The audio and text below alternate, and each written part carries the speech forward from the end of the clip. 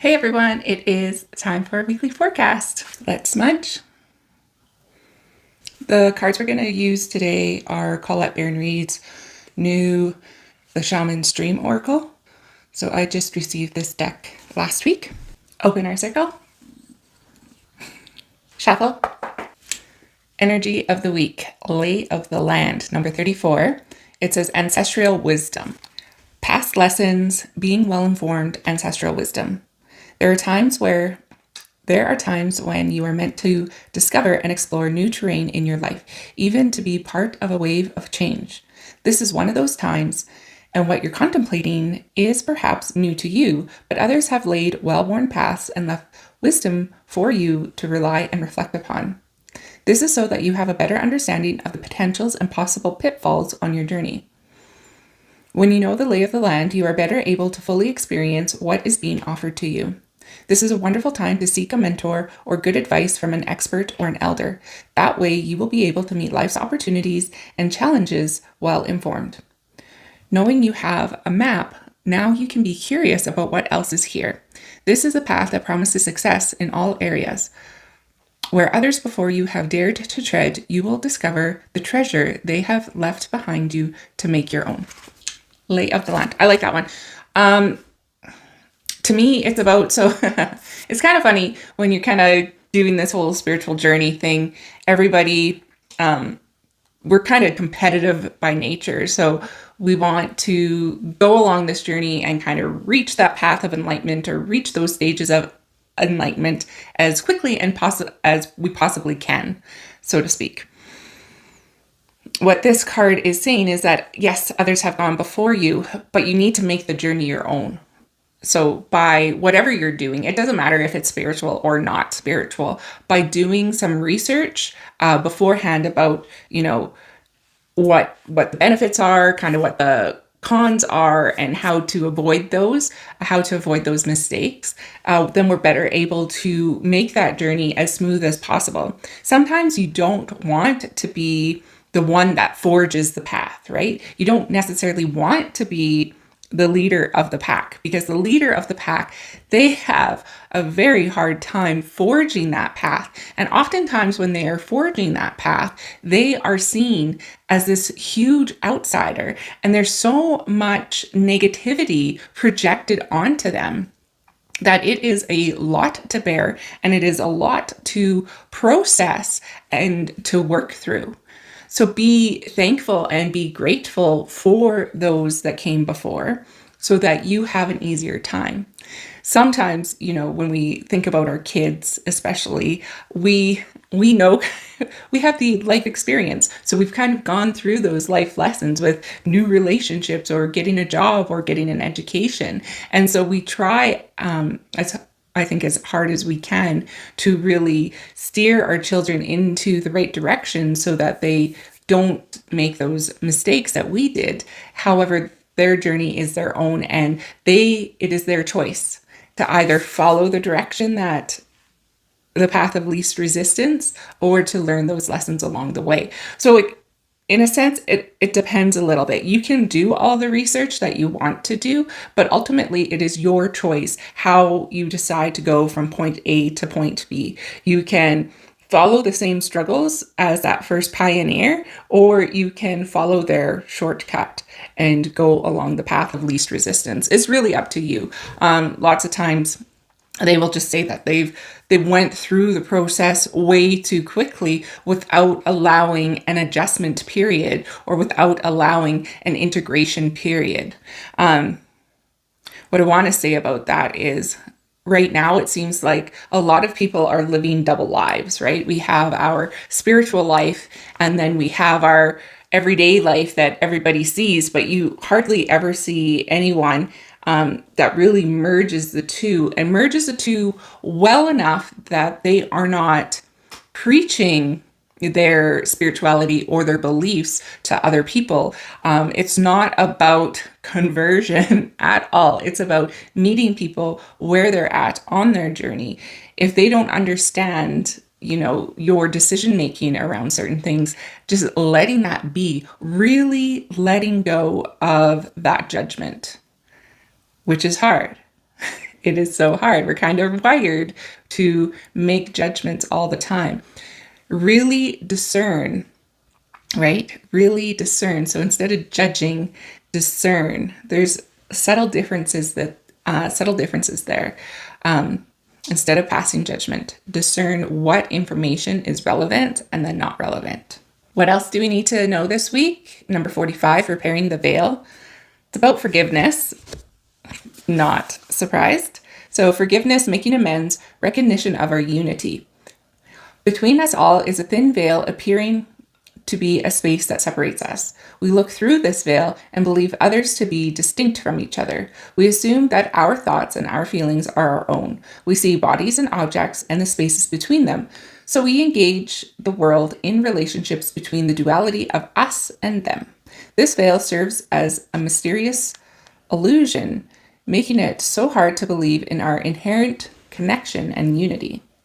We can't always remember that what we do to someone else, we at the same time do to ourselves. When we claw at the veil out of fear, anger, jealousy, or resentment, manipulate others, misuse our power, or allow someone's actions to diminish us, we create a wound felt by many, not just by those of us in the smaller direct relationship. Now is the time to examine where your actions have caused difficulty or harm to someone else, and also where you have been the recipient of harm. Regardless of what side you are on, it's important to take responsibility for healing this rift by bringing love, compassion, deep listening, and presence to whatever is not in harmony. Do this for you and for your own liberty as you become the unwitting hostage once you take the role of the perpetrator or victim, both positions of weakness. Let go of all your resentments, know your part in the dynamic, and make the appropriate amends with that newfound wisdom and understanding. Healing, forgiveness, and mending what is broken in your world is a sweet, much-needed declaration of freedom. Big one. Forgiveness is always huge. And what's really funny is because at the end of this card, I kind of started talking about relationships and judgments. And essentially, if we're going to forgive somebody, we have to let go, right? And take that responsibility. So this week is, again, a deep looking inward week where we really have to go inside of ourselves and understand ourselves. Last week, so one spiritual mentor that I kind of look up to is Pema Chodron. And so she is a Buddhist nun. And she wasn't always a Buddhist nun. She had 2 marriages and children, but it wasn't until after the second marriage that she really tried to understand her anger. And through that, she kind of fell into discovering Buddhism and then really kind of processing that further and becoming this really dynamic leader in the Buddhist community. And what I love about her is she has this worldly experience that is very relatable to myself because she was a mother, she was married, she understands that part of life and is able to then offer guidance and advice on how we can go within ourselves to really process what we call those negative emotions and really kind of get a handle on whether it's our fear, our anger, our hurt, and to kind of embrace those emotions, because when we feel those emotions, we're reminded that we are alive, that we actually have emotion, that we can process that. And it's our decision how we move forward. And it's our decision to be accountable and to be responsible and all of this wonderful stuff. So be gentle with yourself. You are human. You are going to make mistakes same thing, right? Lay of the land. As much as we research and we read and we want the shortcut, sometimes there's that inkling in us and we're like, no, or there's that resistance. But once we let go of those resistances and judgments, and we embrace, I think that's the word, we embrace life and we embrace decisions that we are making in our lives, and we're embracing these changes in our lives. We know that they might be difficult, and we know some of the decisions we make aren't, the same, or might not be the norm or socially acceptable. But if we can really embrace our decisions, really embrace our uniqueness, our authentic selves, allow that forgiveness as you make changes in your lives that don't kind of follow the path that everybody else is following. There will be judgments from other people because they're not going to understand why you're doing the things that you are doing. So you will need to come from a place of non-judgment and come from a place of forgiveness, because your family, your friends are going to give you well-meaning advice. And you may not want to hear that advice, but understand it's because they care about you. It's because they care about you. If you acknowledge that care from them and you kind of continue on your journey, they will see the shifts and the changes in yourself. And then they will start to accept that you have turned this leaf, or that you have turned this corner. It kind of reminds me of some of those memes, those weight loss memes, and it goes about like weeks of weight loss. It takes, maybe a couple weeks or a month before you notice a difference in yourself. And then it might take another few weeks or a month before maybe the people in your house to really notice a difference in your weight loss. And then it usually takes, say, 3 months or more before the people in your community notice that change in you. The same goes when you are making spiritual changes or lifestyle changes that aren't on your physical appearance. They will notice a shift in you. They might attribute it to you being, happier or brighter, things like that, because people can see that. And I think the same goes when it's adverse as well. When you start falling into that anxiety or depression, you're going to notice it first, right? And then the other people around you, your close friends and family are going to notice it. And then, once you're really kind of deep into it, it's hard to ignore. The rest of the community is really going to kind of see that impact on you. So repairing the veil is about that forgiveness and repairing those cords between us. I was reminded with a friend the other day, where she is in this process of trying to repair friendships and reaching out. The recipients on the other side are not quite there yet. So that's hard, right? Rejection is very hard. So how are you going to take that rejection? Are you going to take that rejection and, well, obviously you're going to be hurt, right? It's a natural human response. But are you going to feel vengeful because of that rejection? Are you going to say, are you going to turn around and totally block your door? Or are you going to keep your door open and patiently wait for their side to open so that relationship can mend? Or are you closing up the door and you're putting a brick wall up?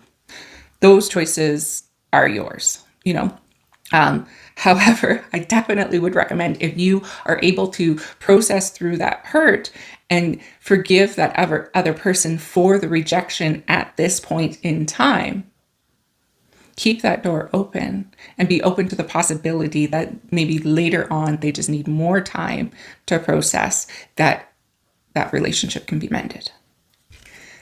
Where is this going? This is going to be an interesting card to read. It's the Falling Angel, Spiritual Narcolepsy, number 19. So you can kind of already understand, right? Narcolepsy means kind of falling asleep in a waking state. So falling unconscious, spiritual narcolepsy. You are being cautioned now not to fall asleep or to go unconscious. You have been flying above the strife and the suffering of the world in angelic bliss. However, you risk being seduced by the beauty and comfort of your situation and losing track of your aspirations, your wings. As you fall, you pick up speed, heading towards the trees below and a possible nasty landing. Remember that all you need to do to stop being a falling angel is to spread your wings to halt your descent and then find an updraft again. Do not be seduced by the fallen angels, your supposed friends and companions who are ready to use you for their pleasure and have only their own interests in mind. As you soar once more in flight, receive the gift of the fallen angels as an invitation to study the forest from above the trees. In other words, to analyze your situation from a higher perspective without being entangled in its thorny branches. Once you understand what needs to be done, head back to your lofty heights and stand by for the right moment. Action you take now may backfire. Stay conscious and wait until you are guided to change. You will know when the time is right. A hard one, right? So we have been talking about leaders, guides. We've been talking about forgiveness and relationships. And now, in the same sense, the spiritual narcolepsy. So especially with that last example, when you're trying to mend a relationship, like I said, it's really easy to throw up that brick wall and to not be available to that other person. But if you go above and you look at the situation and you look at, it's not that you're a mind reader and you can really understand why a person is rejecting you. But if you can try to put yourself in their shoes and in their level of understanding and their level of comprehension, you can then start to understand why the rejection has taken place. And like this card says, you're kind of biding your time. Another part of this is as you are going through your spiritual journey and you are raising your vibration and you are starting to live this really vibrant and abundant life, people are going to notice that and they're going to want to know what you did to get there. Or they may be attracted to you, people who rejected you in the past. All of a sudden they are attracted to you because they want what you had. And they may try to take advantage of that situation or take advantage of your spiritual gifts. So, if you are a card reader or a medium or an intuitive or a practitioner of some sort, whether that's Reiki or massage or whatever it is, they kind of want the friends and family discount when their past behavior hasn't shown to be that. So the process here is not that you just want to totally close and shut the door on the people that are expressing this interest. It's that you want to proceed with caution and you want to understand what your worth is. And you want to, as you are rekindling these relationships, you want to be able to kind of set clear boundaries. Because once you let somebody kind of walk all over you, you're setting that precedent for it to happen over and over again. And then you have to rebuild those boundaries and then they get all pissy that you did that. And again, they start projecting, negative emotions to you and at you. And then that, again, then you're kind of going through this karmic wheel and this karmic cycle. So be aware of that so that you are breaking these patterns of behaviors, breaking negative patterns of behaviors. Our action going forward is number 5, closing door, completion. So it's really funny because I'm talking about, brick walls and doors and things like that and being open. This fallen angel it's kind of giving us that caution. Just be a little mindful, discernful about intentions, about your intention and about another person's intention, because relationships truly are about intentions. So it's about loving that other person. Sometimes, though, it's like, what can I get out of the relationship and vice versa, and really kind of seeing what that is instead of saying, what can I give in this relationship? What am I willing to give in this relationship? What kind of energy am I able to give or am I willing to give? And kind of where is that door or where is that boundary? But this closing the door, it's about completion. And number 5 as a numeric number is about big changes. And I'm not sure about you guys if you've kind of felt a really big shift this past week and over the last couple of days. Yesterday, for some reason, not directed at anyone, I was feeling a little bit down. I was feeling a little bit unappreciated and taken advantage of. I couldn't pinpoint where this feeling was coming from, but just a general feeling of that. And knowing that I am trying to incorporate some changes in my personal life, I know that part of that is myself. Part of that is me not appreciating me and me taking advantage of me. You see where that's going? Because as you're making changes in your life, you've probably made changes many times, and then you kind of disappoint yourself where you kind of fall back into old habits and things like that. So if you really are looking at making lifestyle changes that you want to continue for your life, how is that going to look? And how are you going to feel about that? How is the old you going to feel about really kind of completing this cycle, closing that door on that chapter of your life and moving forward? So this closing door, that's the feeling that I'm getting, that it's a personal door closing. It's not necessarily closing the door on other people. It's closing the door on your old self, on those old belief systems that you can't do it, and really uplifting yourself and really bravely stepping forward into the new chapter, into the new you, having that beginner's mindset about moving forward. And as you are moving forward into this new beautiful life, having a lay of the land, taking a look at those who have made these changes and seeing if there's an easier way to go forward. That you can learn the lessons with ease and grace and without having to trudge through the mud. So I have a cat at the front door. Endings, completion, your greater calling. When the closing door shows up, it's a time to recognize an ending, to terminate a relationship, job, task, situation that has been dragging on for far too long. I'm feeling it's more about us. Unlock the cage you have been trapped in and shut the door behind you. It is not the time to worry about what others may think or feel. Instead, break with routine, consider what you think and how you feel, and be true to your heart's calling. It's time to walk out the door. If you do not see a door, but only a solid wall in front of you, ask for assistance. Muster the courage to say no more. Remember as well that no one else needs to be wrong in order for you to do what you've known you've needed to do for a very long time. If the door to a project or a relationship has been closed to you, stop knocking on it. You have tried that already and no one answered, at least not in the way that you would have liked. Take this as a gift, difficult and painful as it might be. Move on. Every door that shuts is an invitation to find another way, another path to your destination. Better to recognize this earlier rather than later.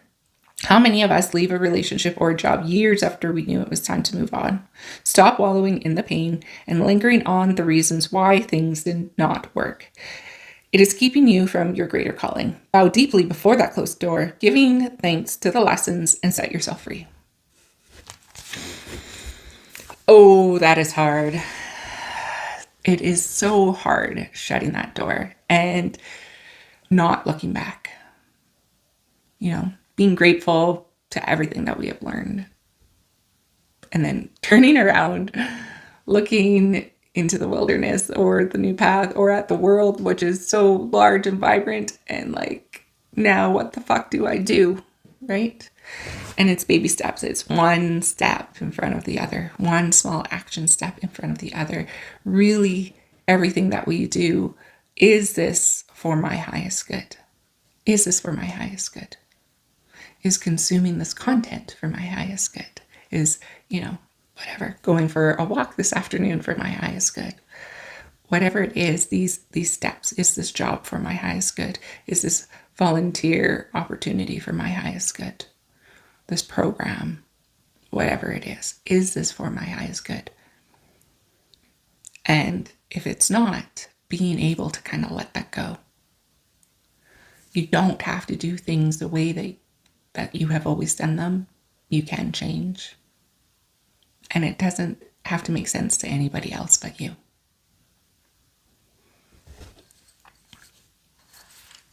Let's close our circle.